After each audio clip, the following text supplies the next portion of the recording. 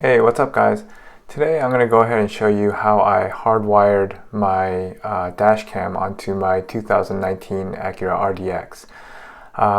So the first thing you need to do is buy a hardwire kit, and this is one that I bought from Amazon. I'll go ahead and link to it on the notes on my YouTube channel. So if you click on the notes for the video, you'll be able to see the links for this kit. So this hardware kit, what it does is it includes these different fuse adapters, and they provide 4 different sizes to match the one that you need to use for your car. And once you find the right one, you obviously have to find the correct fuse, which I'll show you how I did that, and then plug it in.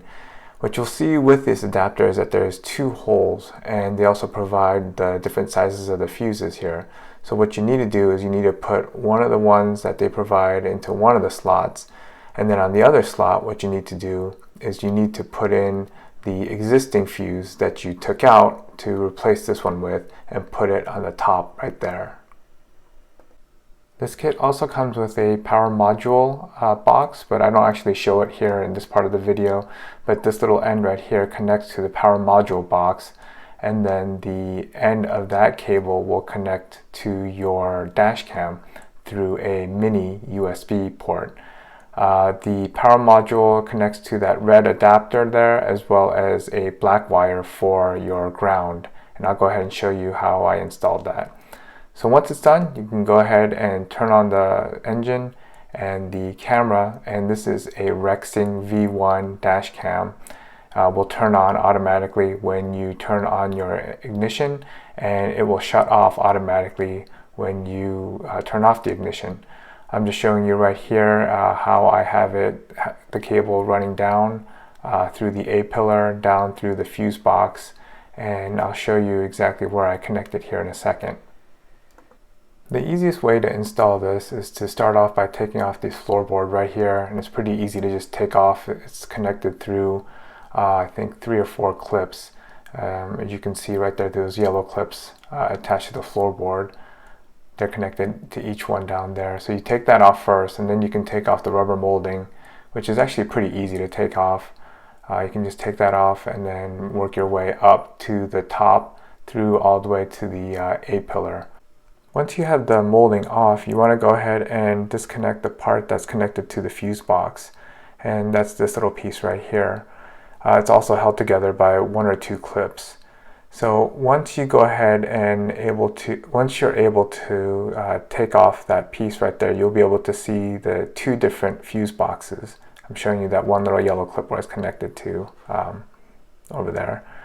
So you'll be able to see 2 different fuse boxes, and you can connect it to either one, but I chose to connect it to the smaller one. This is the bigger one right here that shows you the different fuses, and then the one to the right there on the bottom right of the screen, you'll be able to see it here clear.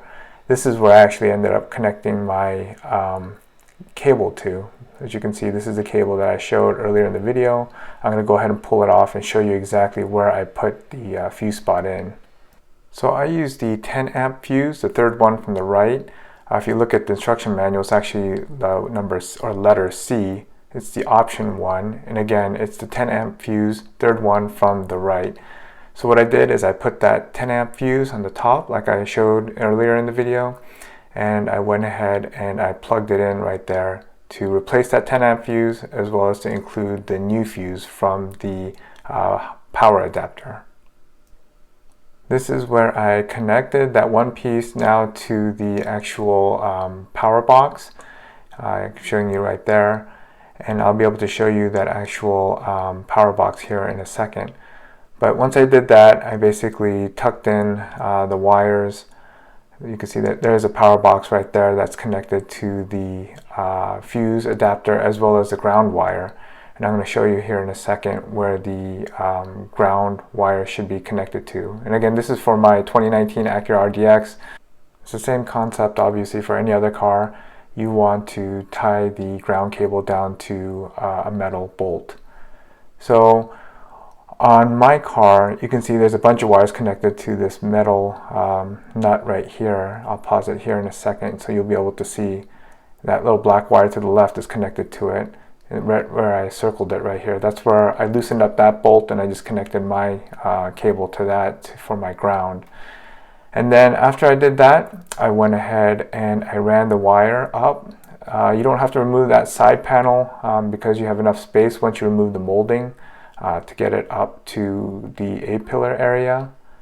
So that's kind of nice. But once you get up there, you do have to actually remove more of the molding, and you do have to actually remove the A-pillar. You do have to be careful because there is a side airbag right there. You want to make sure that the wire doesn't cover the airbag.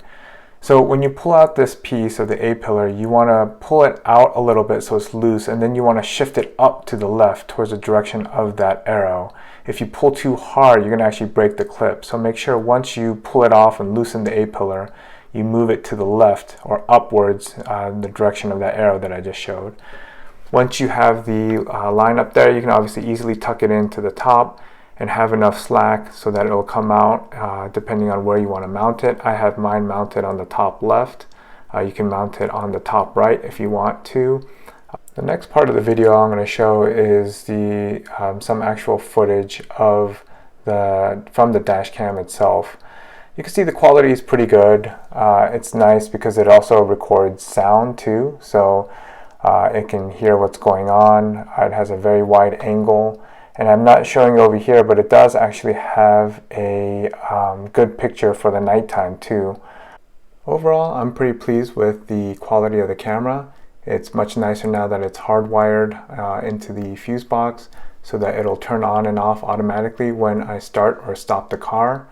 And it was a lot easier than what I thought it was going to be. The hardwired kit definitely makes the job a lot easier.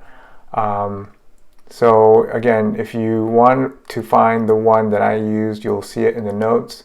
And this dash cam itself is actually pretty good too. I did purchase another one for my wife's car, and I'll be doing a review of that one here pretty soon, but they're both pretty similar. I used the same hardwire kit for both of them. So hope this helps. If you guys enjoyed the video, go ahead and please subscribe, and thanks for watching. I will see you guys soon.